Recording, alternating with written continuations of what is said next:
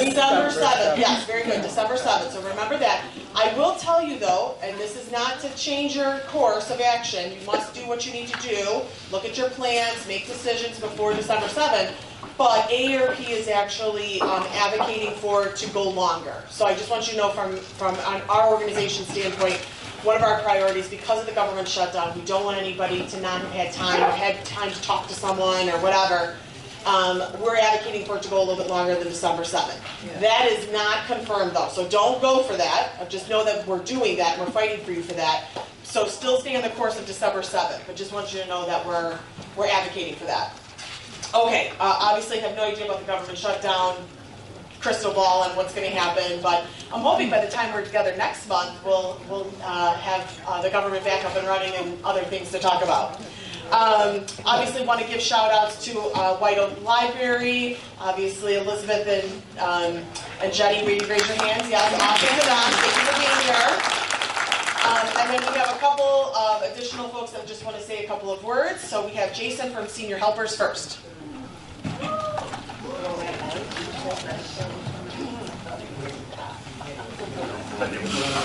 What did you say? She says, I thought he was a cop. So, hello, I'm Jason. I'm with Senior Helpers.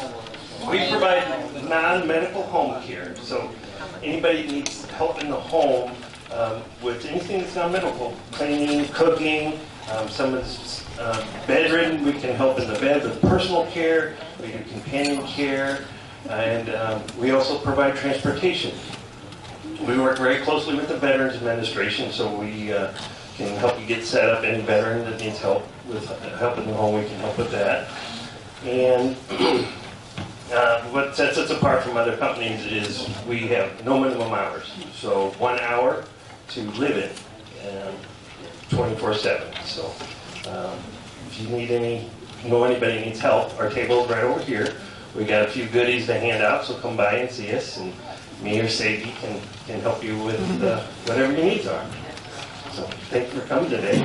Thank you. Thank you so much, Jason. Appreciate you. Go see them afterwards and get lots of good stuff.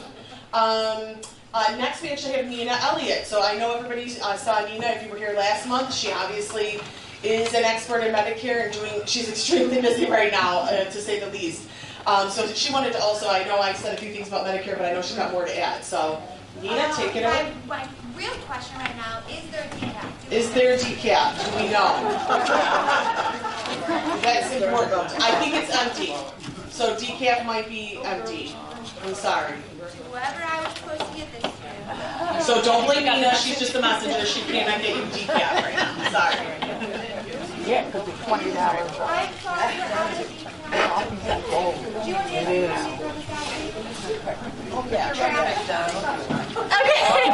Okay, so here's Nina. Thanks, everyone. Okay, yeah, just a recap. Like she said, we have until December 7th for annual enrollment period. I do still have permission to contact forms up here if you would like. If anyone wants one right now, you can just raise your hand. If you want me to review, I can come and bring you one around. Otherwise, most of you do know me.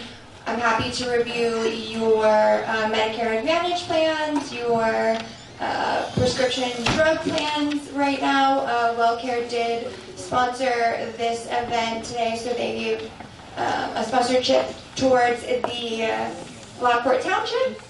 But I am a fiduciary, so I represent you, not any one carrier. We just decide what's best for you and review it. I am local.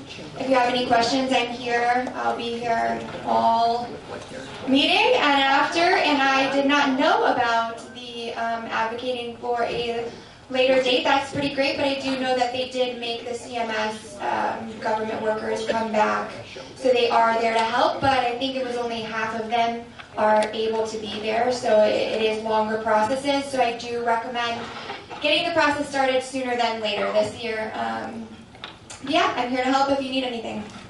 Awesome. Thank you. Thank you, Nina.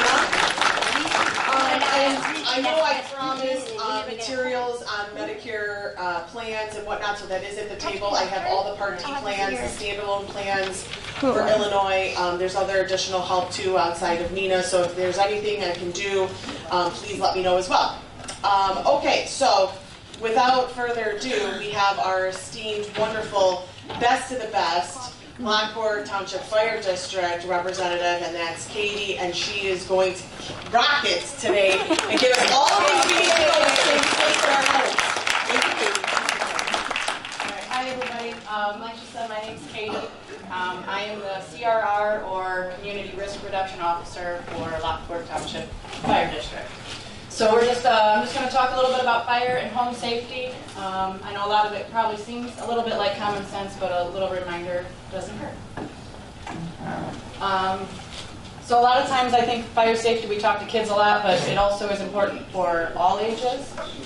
The statistics say that 65 and plus, you're twice as likely to be injured or killed in a house fire.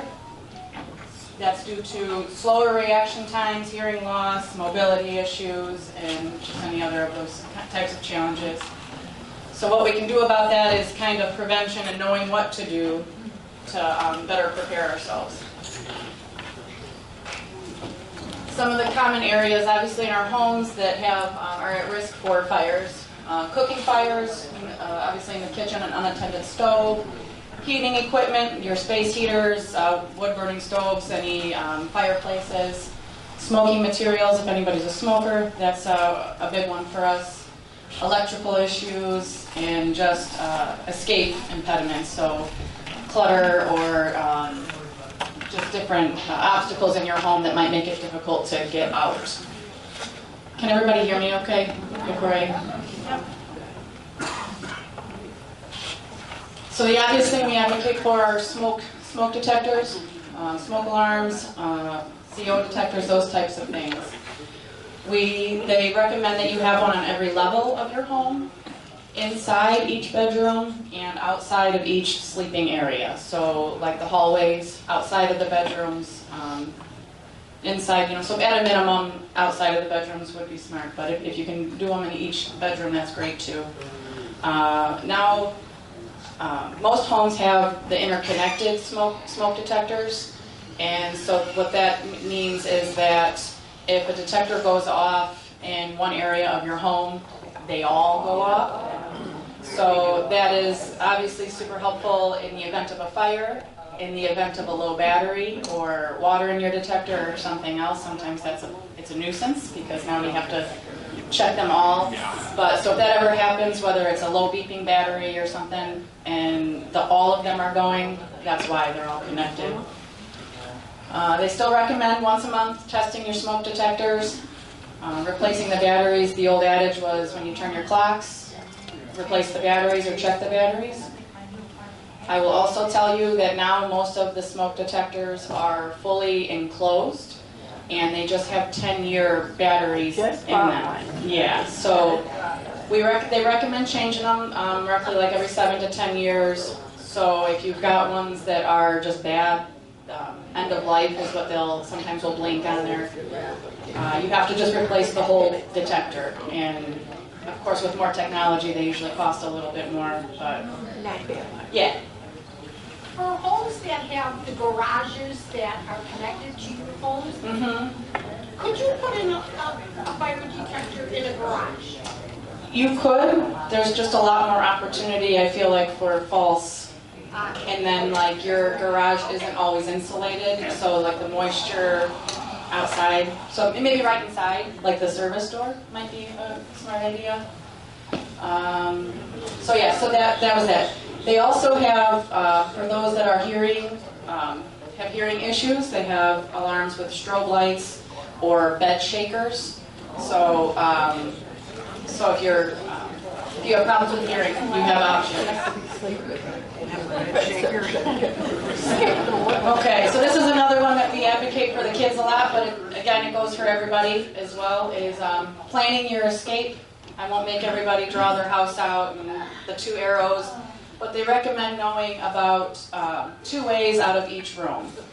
And that's including the bedrooms, which obviously is either the traditional way or a window. To that I will say, if you can't get out of the bedroom, you can't get out of the door, whether the fire's in the hallway or whatever the case is, that the recommendation is to, at a minimum, close the door. Just closing a door to a bedroom or any room greatly reduces the smoke damage and the fire spread. So that's why they also tell the kids now, close before you doze. So close your door when you go to sleep at night, and that helps minimize smoke and fire damage. So discuss or know a meeting place out front or wherever that makes sense for you in your house. And then again, like I'll keep harp on, is making sure everything's accessible. That your hallways are clear, the stairs are clear, and we'll talk a little bit about lighting and stuff in a little bit. In the kitchen, this is just some tips. Again, it seems a lot like common sense, but staying nearby when you're cooking.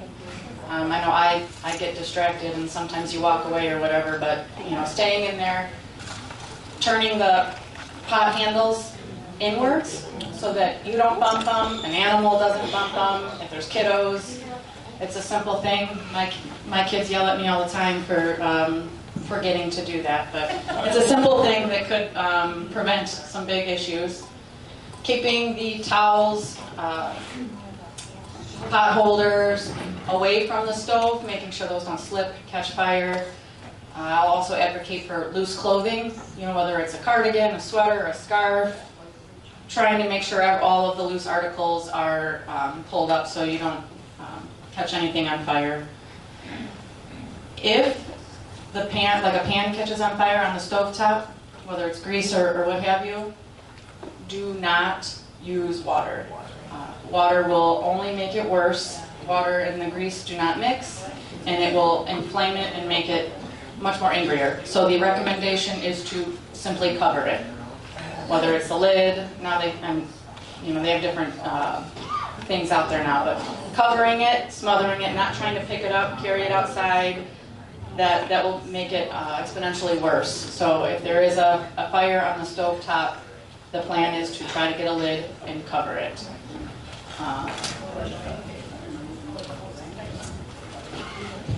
It's getting colder outside, so we like to harp a little bit on. Yes, ma'am. Question. If the fire starts in the pan, can you throw baking soda on it? She asked if there's a fire in a pan, can we put baking soda on it? I've heard it works. I've never tried. The other, we'll get to it, but since we're here, fire extinguishers, Well, it's the same concept, like it smothers, it takes out. Yeah, but I just thought something could, because I know people use baking soda and stuff, and I always like to keep them by the stove. Okay, yeah. My only concern is how much, depending on how big that fire is, how much baking soda you would need. Yeah, so you would, but that, like to smother it or completely cover it. Anything better than water, for sure. But the fire extinguisher under the sink is a good one. It's the best one. So back to the space heaters in that. The rule of thumb is to keep it 3 feet away from anything. So I know it's not aesthetically appealing to have the space heater in the center of the living room, but 3 feet away so that it doesn't catch blankets, drapes, anything like that on fire. Obviously to try to turn it off at night when you go to bed so that nothing happens. And they do recommend that you try to plug it directly into the wall, not using extension cords, and that it just leaves one more device to malfunction and cause issues. Another safety tip is cleaning the furnaces, fireplaces, having those serviced every year and making sure those are in good working order. Whether it's a wood-burning fireplace, to clean the flue and all of that, sometimes all the gunk gets stuck up there, the smoke can come back up into your house. So getting those things cleaned yearly. And cleaning your dryer vents, that's a big one for us. It's something that will accumulate throughout time quickly, and the heat from the dryer can catch that the fuzz that's in the dryer vent, and it could cause a fire in your dryer. So, so those are some of those tips. Another kind of obvious smoking and candle safety. We obviously, well, obviously for health reasons, we say please stop smoking, but I'm not here to judge. So if you are a smoker, you know somebody that smokes in the household, you know, to go outside is the best, and to dispose of the cigarette butts safely. So that's a deep, sturdy ashtray. It means either soaking the butts or putting them in sand before you throw them in the trash can. That's another kind of more common way that fires are started, is folks dump the ashtray into the garbage can outside, and maybe it gets going, and then the siding, and we can all imagine where that goes. But so something as simple as soaking the cigarette butts before you throw them away. Obviously blowing out your candles before you go to bed. So if it happens, no, this is what we're saying, is knowing what to do. So we obviously advocate for fire extinguishers. I will say, if you are purchasing one for your home, your kitchen, the garage, making sure that you can hold it and that you can, you know, maneuver it, because it's going to do no good if you've got a huge 10-pound fire extinguisher and you can't move it around. So whether it's having multiple little ones or, you know, what have you. We use the pass method. So there's a pin in the fire extinguisher. You pull the pin, that's what the P stands for. There's a cone or a nozzle. You aim that. The aim is at the base of the fire. So whatever's on fire, hitting the top of the flame's not going to do any good. You want to hit the base of it. And so you aim it at the base, you squeeze the trigger, and then you sweep. So that's how we remember. It's the pass system. The old and true stop, drop, and roll. If, God forbid, your clothes catch on fire or somebody around you, to run will only add more oxygen and make it worse. So you stop, hit the deck, cover your face, and roll and try to smother it. If something happens and there's, like I said, mobility issues, the idea is to smother. So whether it's a blanket, a rug, something like that, if somebody's not able to get themselves on the ground and you're a bystander, that's an option. So smothering. If there is a fire in your home, we want you to go outside to call 911. I know it's in the heat of the moment, you're wanting to save everything, but we can replace all of the things in your home, but we can't replace you. So, and the way of the world now, our furniture, the things in our home, they're made a lot different than back when, so they burn a lot faster and a lot nastier. The plastics and the foams, we used to have, 15, 20 minutes before a room would flash over to be able to get from somebody calling 911 and the fire starting and us getting there. Now we've got like maybe 5 to 7 minutes before it's, so by the time your smoke detector goes off, we get to a place we can call 911, dispatch gets it to us, we get dressed, get in the rig, drive to your house.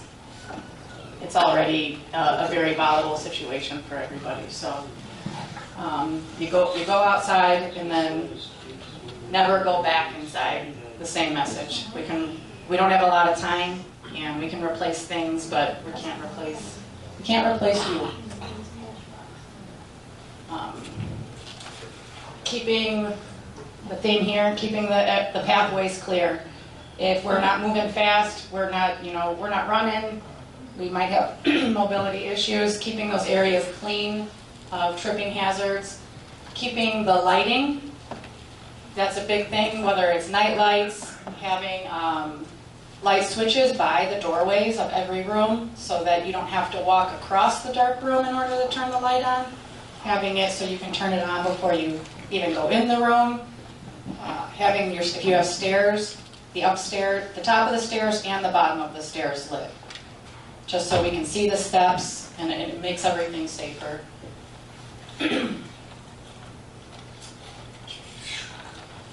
Some other home safety things that I want to touch on is most falls happen in the bathroom. for obvious reasons, a slippery tile, we don't have shoes on, if there's moisture, whether it's humidity from the shower or water. So the non-slip mats in the bathtub, outside of the bathtub, grab bars, having if getting dizzy or being unsteady on your feet, knowing that that might be a thing for you, instead of being too proud to do the preventive things, put them in place. Grab bars and railings, your towel rack and your shower rod aren't meant to hold your weight. So if that's what you're currently relying on, I'd hate for that to be your demise. Throw rugs have the rubber backing, same kind of message. Older carpets, sometimes when they can kind of pill up a little bit and get wrinkles in them, trying to, whether it's have a company come out to smooth them out so that you're not tripping on the little folds in the carpet. And handrails on both sides of the stairs. So here's a list of some other what else can we do things. Exercise, I know that's what we all like to hear, but staying mobile and moving is always helpful. Taking your time. Just because the doorbell's ringing or the phone's ringing, if we miss it, we miss it. It sure beats falling because we jumped up, and whether we got up too fast and got dizzy or tripped on the rug, the dog, the cat, whatever. So just taking your time. Taking care of yourself, making sure you get your yearly eye exams done, because a lot can change in a year, and that having good eyesight will help with the trip hazards and the lighting and all of that. So footwear, good sturdy footwear. The comfiest slippers are usually not the safest. You want something that stays on your foot. The high heels, I don't know, they're not my jam. I think they're uncomfortable anyway, but they're not safe. They're not safe. So some low-heel, non-slip shoes. And double checking your medications. I know that sometimes we all have a laundry list of medications. You can contact your doctor, your pharmacist, especially if you are having symptoms of feeling dizzy, and just say, can we go through this? And is there anything on this list that could be causing these symptoms? And see what we can do to maybe change or adjust those. Some resources, just real quick, that are available to everybody. I know you guys you're here, so you're aware of how much the township does for us. But they have, whether it's short-term or long-term, they have a medical closet with all sorts of, whether it's canes, walkers, wheelchairs, commodes. So I know a lot of times insurance will eventually get those things to you. If you need something in the meantime, or it's just temporary, they have those things available there at the Township building. They also have the Knox Box loaner program that is kind of in collaboration. They provide the Knox boxes, and then we will put the keys in and install them. So for anybody that's not familiar, the Knox box is it's a big steel box, and we hang it on the front door. The only folks that have keys to this box is the fire department. So we get in, if there's an emergency at your home, if you've fallen, you can't get to the door, or if, say, a family member calls for you, the box is there. We open it up, we unlock your door, we put the key back in, and it's secure. There are other ways, other lock boxes and stuff, but if the home health nurse has the code to the lockbox, and your daughter or your son or your grandkid, there's a chance they forget to put it back in. Whereas if we open it up and it's not there, we know it was one of us that screwed that up. So, we like them, and they cover the cost, so it's free. So there's no cost to you. It takes us about 35 seconds to put it up and get the key in. So it's really quick and easy, and it can save a lot of money in the long run if we have to break into your home. And all they ask is that when you're done with it, you give it back so that the next person can use it. Will County Senior Services is another option. They can coordinate in-home services. They can do assessments and try to, they have a safe home program to maybe help with installing those grab bars or ramps or railings or things like that. So that's one option. This is another one I won't talk too much on because I know a couple months Dr. Kyle Dodge was here to talk about balance and fall prevention and all of that. But I was really excited to know that these places, that they exist. Therapy and balance centers. Because falling is such a huge issue, it is our number one, our top call that we go on. Falls and lift assists. And it's by far our top. Like, it's twice as much as the next call. So we're not the only ones seeing it, and they're all trying to, we're trying to fix it. So they have these therapy and balance centers. There's one in Lockport on Farrell. There's one in Romeoville on Weber Road. And they will do a balance assessment at no cost. So you can just go get the assessment.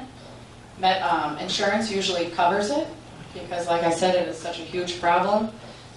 So insurance is covering the programs. So I just want everybody to know that is available. It's the screening is free, and insurance, you'll have to see what it covers. I don't want to promise it covers all of it, but it's there. So. And then, of course, myself. Community risk reduction is a new position, but the long and short of it is that I am there and I'm trying to align people with the resources they need. So typically for me, that's anything from mental health support. I help folks with substance abuse help and basic needs. And so that's just keeping everybody warm, safe, dry, and fed from any age. You know, whether it's, younger, older, I'm just trying to make sure everybody can be safe and independent in their space. So I do have flyers up there that have my number on the back. It's my direct line. There's no question that's too silly. If you're like, I don't think she can help me, maybe I can't, but maybe I can. So you just give me a call and I'll try to point us in the right direction. The mental health program, that was the other thing. We have a community mental health program that's already in place. That's also at the Township. So it is free to all Lockport Township residents. It's through an agency called ThriveWorks. They have in-person, they have telehealth options, and again, you just call me, I'll get you set up, and the bill goes right to Alex. So, it's at no cost to you. So those are just some of the things real quick that we do have to offer, but like I said, if there's something that comes up and you're not sure if I can help, give me a call and I can see what we can come up with. There's lots of resources out there. We just have to find them and utilize them. So, does anybody? I saw your hand up. There was a hand. Did I answer it? Did I answer it? Perfect. I think we're doing okay on time. Is there any other questions for me? I have questions. Yes, I have ma'am. two questions, if possible. So I have the smoke detectors that are interconnected, and I had my one go out, meaning like it was easy, like the battery was, do I have, when I replace the one, do I have to replace all of them, or is it just one individual? Yeah, no, you don't have to replace them all. She has to, she's got, if one of all the interconnected smoke detectors goes bad, do I have to replace them all? No, but chances are they all went up about the same time. So chances are they're all going to be... There's a date on the back. Okay, so my second question is why, and I swear I'm not being facetious, but I am kind of, why does the battery go out in the middle of the night? Always 2 a.m. Always between 2 and 3 a.m. Apparently we don't like to sleep and we want everybody to call us at 2 in the morning. Yeah, I don't know why, but you're absolutely correct. Might ignore it during the day. The other thing with the smoke detectors is this young man was saying that there is a date usually. So if somebody can pull it down, you're going to need a magnifying glass because it's usually small. And if they're old, it might be yellowed. But there is a date, and you can see what the date is. And if it's 5 to 10 years, you might be. The other thing I recommend is if you do determine you need new ones, take it down, take that detector to the hardware store because you need to make sure the connection matches. Yes. And they have different adapters that, can mitigate the problem, but to save yourself the back and forth, just bring it in, get what you need, and get it back. And you can also call the fire department to help you change them out.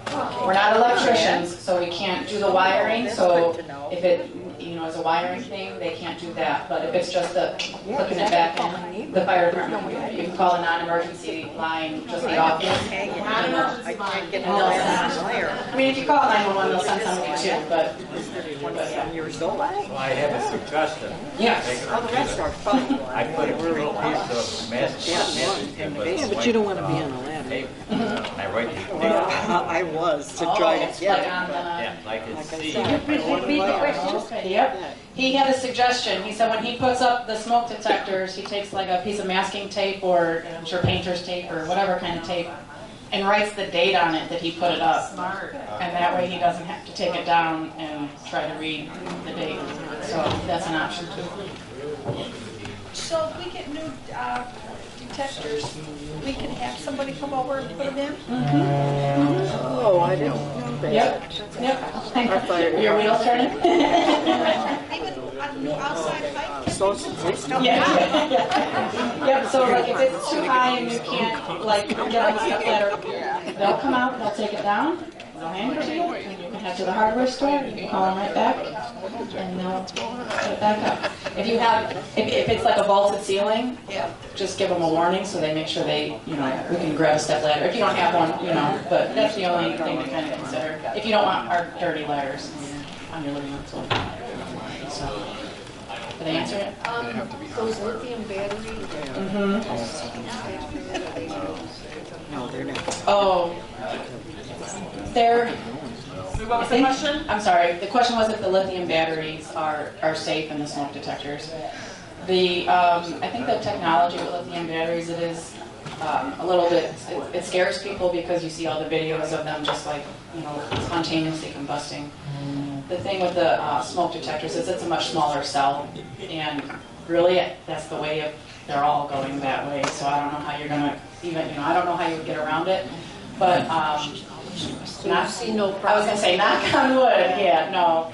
It's typically with the bigger cells. So whether it's the kids' scooters, the e-bikes, basically some of those battery cells, it's a ton of little batteries all connected together. And so the problem is, and then it's like wrapped in plastic and all of that. So when one battery starts to overheat, it goes, and then it catches the next one, and it keeps going down the line, but you don't always know it's going and then they're all heated. So those are smaller ones, and I think that's how they're all being made now. So, but yeah, knock on wood, we haven't had any trouble. So, yes. Do you go to the township office or the fire department for your knockbox? Good question. She asked if you go to the township office or the fire department for the Knox box. Township office. They have the Knox boxes. There's a form, a quick form you fill out. They'll give you the Knox box, and then they'll instruct you to call us, and then we'll send the guys out to put the key in. Yep. Do you know that the Township has a program? I don't think that I don't know that theirs is free. Are you in Joliet Township? You can get my number, because if you're in our fire district, we'll look up you're not? Okay. Yeah, I'm not. I can give you a number that you can call and ask them about it. I know that we have some pockets that are like Joliet Township, but it's our fire district, so we're like, it behooves us to have the Knox box, so sometimes we can work something out, but if you live in Joliet, that would have to be sorry. Yes. Do you still come out and replace batteries in these smoke detectors? We don't have, they will if it's, yeah. Oh, I'm sorry. She asked if we will replace the batteries. They have a small amount on the engine, so if you had to replace all of them, but I will say that if you have batteries, they would do that for you. They just don't have a whole ton of them, so they might have one or two. I'm saying if I have the batteries. Yes, oh yeah, they'll change them for you. Same message as changing out the detector. Because we'd rather get on the step ladder than if you getting on the step ladder. So yeah, they will do the batteries for you. And if you have them, that's all the better. So. I didn't know. falling down. They have, I remember years ago, they had a bracelet with all your information and that. That's a good question. So she was asking that they used to have bracelets that you can put your information on your, like so if you were to fall, are you? Medical. So you've got a medical bracelet, but they had a program where they would issue a bracelet with a number. Yeah. And then if we came to your house and saw you had the bracelet, we could call our dispatch center and they would have all of your information. Is that what you're referring to? I do believe that program is still in place. Yeah. Is that township or police department? Township. Township? Yeah, Okay. and then basically that information goes to Westcom is our dispatch center. Because I remember years ago, the police department had it. I lost mine years ago. Yeah, no, that's When I found it, the Oh, have staff them? didn't know what Yeah. it was all about. I think you can. Oh, they did. Let's see, was there Or for you. anything else? Yeah, we didn't pay for it. I'm so glad you said so. Thank you. You know, Yes, ma'am. my smoke alarm went off in the middle of the night to say, like they all do. Yeah, 2 a.m. And it also Mike talks to me and says, fire, fire, you know, which will scare this Louis delay. Yeah. But anyway, turns out it was a spider that went across the connection. Is it advisable to take and blow out or brush out? I mean, I guess, so she said that her smoke detector one day was going off, again, 2 in the morning. But it was a spider that had kind of crossed over the sensor or whatever, or the connection and got it going. There's no harm in it, like if you just, blew them out every now and then. But I think that's one of those freak things that... It scares the living daylights Oh, I out of get me. it, yes. I'm running all over creation. Yeah, trying to, and they're all connected, so now you're trying to figure out. And usually there's a light. Green is good, red is bad. So like if they're all going and you're trying to figure out what one is the culprit, you can there's usually a light that's going off that's red, so that you're not pulling it. Even when like one of them starts beeping, you'll know which one, because we run around trying to figure it out. Usually the one that's the problem child has a red light. And it's always, the one that's tucked away, or it's like in the basement, or the linen closet, or something. And it's always those people you're trying out of bed. Here's my children. I didn't, and I meant to. Carbon monoxide detectors. It's, they have them now where they have the combination ones that are smoke and CO detectors. They also have separate ones. It's the same kind of concept with the timeline of what they're good for. The separate ones will oftentimes have like a readout. It'll give you a number, so that is sometimes helpful. They also will then have a more of a digital readout, so it can tell you if it's just a low battery or something along those lines. And the same recommendations for locations. Outside of bedrooms, one on each level, that sort of thing. So. Yes, sir. Yeah, this is carbon monoxide is something that is below that I would recommend putting in. The low is going to Yep. be different. He said the CO detector, is lower, so it is recommended for them to be lower. I think that when they've made the, and I'm just kind of theorizing here, combined them together, it was just for the sake of simplicity. There was one less thing you had to buy, they're all combined into one. But yes, CO definitely, it is lower, so when you do buy them freestanding, the CO detector on its own, they do recommend, and usually people just plug them in, like in the hallway on the lower outlet. So, yep, you're right. Something's better than nothing, so I think that's what I did. And not putting the CO detectors, you don't want to put them too close to your appliances, because those naturally give off a little bit. So you'll get the filter in there all dumped up, and it'll go off more frequently. So by your dryer, your furnace, your hot water heater, you don't want to put them right next to those. You'll have trouble. So. It's right at the door. All right. You're very welcome. Have I gone over my time? No, you're fine.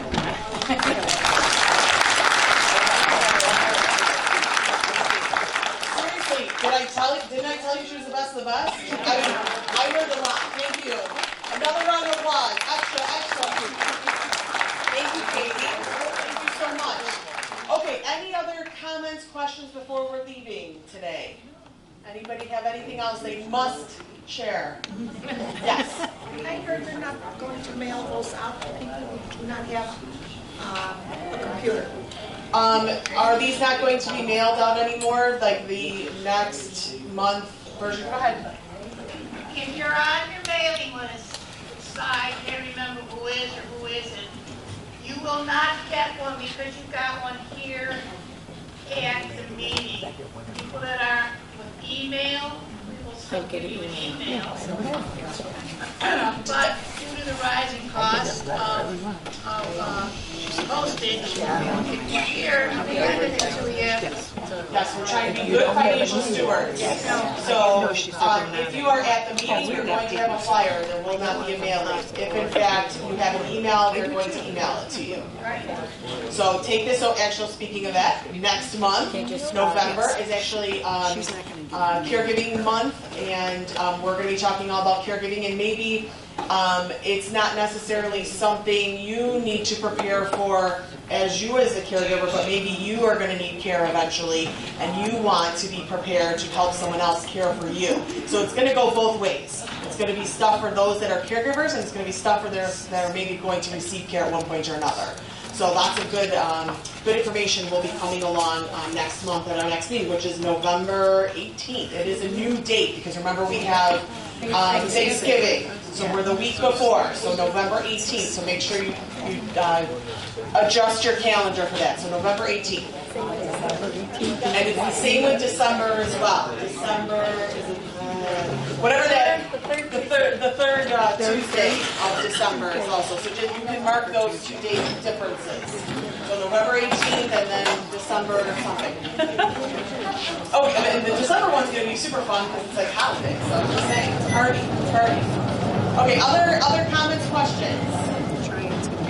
Okay, off. Go do great things. Have the best wonderful day. Thank you so much.